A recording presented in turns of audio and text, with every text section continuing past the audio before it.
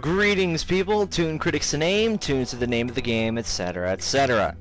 Things haven't really been alright in the world, have they? What with the tsunamis, earthquakes, and tornadoes going on. My condolences go out to the victims of these natural disasters, whether they be from Japan or Hawaii.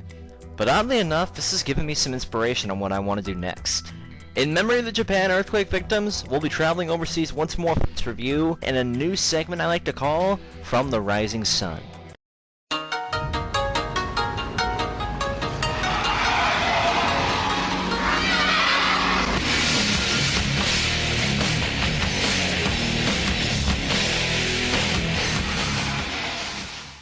Welcome to From the Rising Sun, a new segment of my show where we take a look at Japan's greatest contribution to the animation world, anime. Sorry that this isn't an anime series like so many of you have been hoping, but I've got the next best thing, a video game adaptation movie.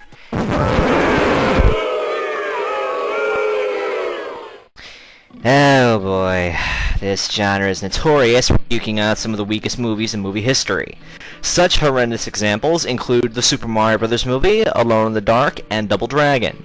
Well, there do exist good video game films, such as Resident Evil, the first one, not so much the sequels, Final Fantasy VII Advent Children, a movie I hope to review somewhere down the road, and the Mega Man fan film, which I highly recommend for those who haven't seen. It's a huge gamble in making an adaptation of a video game. You'd want it to be as close to the game as possible to please the hardcore fans of the game, yet manage to have the movie appeal to casual people who have never played the games. But in life, you can never please everybody. Today's movie hopes to prove its genre has potential, and we have a big contender here, the Professor Layton series. For those who don't know about the series, Professor Layton calls a Nintendo DS its home, debuting in Japan on February 15th, 2007, with its first game, Professor Layton and the Curious Village, then debuting in America on February 10th, 2008. Each Layton game focuses heavily on various styles of puzzles and investigation, and so far, there have been 5 games, 3 of which have been released as a trilogy over here in the States. It didn't take long for the development team, Level 5, to toss their hat into the movie industry with the game series' success. They did so nearly 3 years later on December 19th, 2009, with Professor Layton and the Eternal Diva. A UK dub was made nearly a year later on October 18th, 2010. So can Layton solve the riddle of bad video game movies? Let's find out. This is Professor Layton and the Eternal Diva.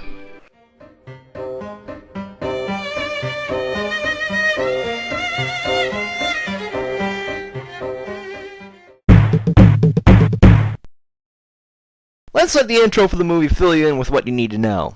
It started as a game. Since then, Professor Layton has had many exciting adventures, selling 7.3 million copies to fans all over the world.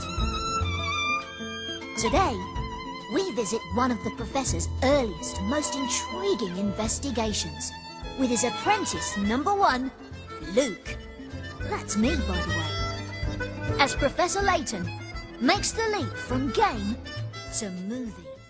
The story is one big flashback to one of the Professor's oldest cases. Layton and Luke were invited by one of Layton's students, Janice, who is now an opera singer, to an opera house known as the Crown Patone, where she is performing a play which centers around the legend of a lost land called Ambrosia, which claims to hold the secret of eternal life. Layton learns from Janice about odd occurrences of girls vanishing from London. Without giving anything major away with all the twists and turns, after the opera is over, a mysterious man tells everyone in the opera house that they are all to take a part in a game. I want to play a game. No, not that kind of game. The winner, according to the man, will receive the gift of eternal life.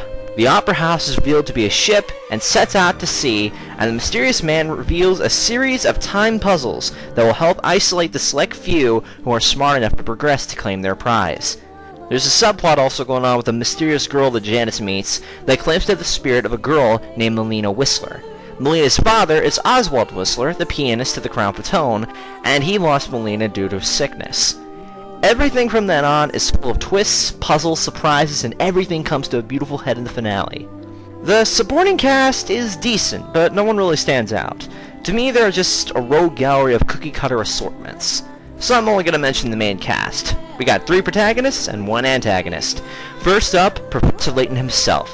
Imagine combining the charm and ultimate gentleman macho-ness of James Bond, combined with the super intelligent mind of Sherlock Holmes, and you've got Layton. He's quite underrated in my opinion, never once raising his voice in anger, and despite any tense circumstances, always manages to keep his composure. You add to that fencing and archaeology and being a full-time professor, not even Indiana Jones could hold a candle to this ladies' man. I also think they chose the perfect voice actor for Layton, Christopher Robin Miller. His voice is both soft and charming and fits his personality perfectly. But for every hero, there's almost always a sidekick. This is Luke Triton, the Watson to Layton's Holmes. Throughout the games, he was voiced by Lonnie Minnelli, though for the movie, he's voiced by Maria Darling. He idolizes Layton and follows him everywhere. Thankfully, he's not a complete idiot and is capable of solving any puzzle that the professor can solve. He means well and is always willing to learn how to be a true gentleman. On an interesting note, apparently Luke can talk to animals, though we only see him doing so only once in the movie, and in that instance, his talent doesn't work. There's not much to say about Janice, either. Yeah, she's a beautiful, demure young woman, but she's a cliché young woman. The movie doesn't do a very good job of telling us more about her, which is a shame because she could have used a development. I suppose I should also mention Inspector Chomp Growski. He's our comedy relief as a macho, hairy action figure with a big ego and plenty of energy for his old age. Kinda like Sylvester Stallone, if you ask me. Finally, we have our villain, Gene Discolet, voiced by Jonathan Keeble. Eternal Diva marks his second appearance in the series, the first being at Professor Layton and the Spectre's Flute, the first game in a new trilogy that is currently in Japan right now. Once again, the movie doesn't do a good job telling us exactly who Discolet is, what his intentions are, and why he holds a grudge to Layton. He's alright as a villain, but in the end he lacks the intimidation factor and the evilness of a real villain. While I'm on that, the whole not explaining bit bugged me through the movie. The movie expects that you have at least played the first game prior to seeing the movie. Well, there goes the catering to the casual audience factor. Let's see. Visuals were awesome. Taking the same art style from the game cutscenes, combining that with the music and puzzles from the game, it captured the spirit of what it was based on, something the adaptation genre has a hard time doing. I've only played the first Layton game, and to me the movie felt like one giant cutscene, which was a slight letdown for me when it came to the puzzles. That's another small complaint I had with the movie, the puzzles. They were all fairly basic, and there weren't enough of them. There were less than 5, which was an even bigger letdown, I thought. It could have added more puzzles, and they could have been a lot more complex, but I understand for the movie they had to be simple enough for the casual audience. Well, they got that part right, and gave enough time for us to figure it all out. I'll admit there were a few plot holes, especially near the end, but thankfully it didn't derail the whole movie. Now, there was one last thing that bugged me. Throughout this third act of the movie, it felt like I was watching Pokemon 2000. I don't know, maybe it was just me. Maybe you guys might feel the same. Final word? Not bad. It was enjoyable and had a few laughs now and then, with some good voice acting, a decent plot despite the holes, and a nice soundtrack.